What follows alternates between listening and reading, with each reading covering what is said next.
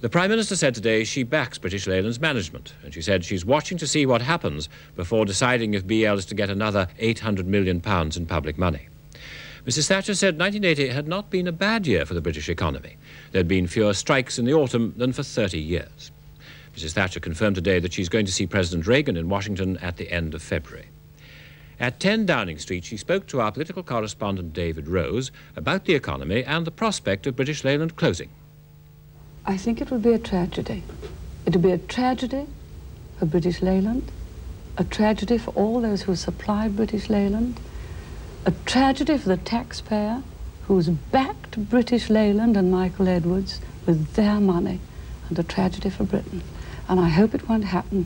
We've backed Michael Edwards, and we shall leave him to tackle affairs at British Leyland, happy in the knowledge that they're in good hands. Now, all the forecasters agree that unemployment is going to go on rising in the new year in 1981, through 1981, perhaps to reach 3 million.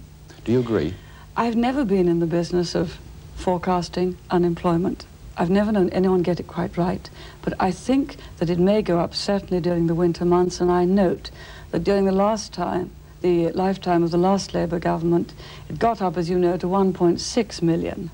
And it stayed high at certain times in the year for 3 years, and it was difficult, much more difficult to get it down than it was to see the end of a recession. So there are problems there, but there are very good things happening on the employment front.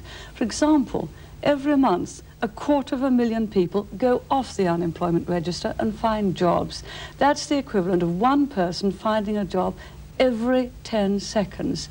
There's enormously good news from the Industrial and Commercial Finance Corporation that is there to find finance for new business. Enormously good news. Do you fear they have got, well, please let me give the good news, because you're always willing to give the bad and you don't chase the good. There's a tremendous vitality starting, and please look on both sides of the balance sheet.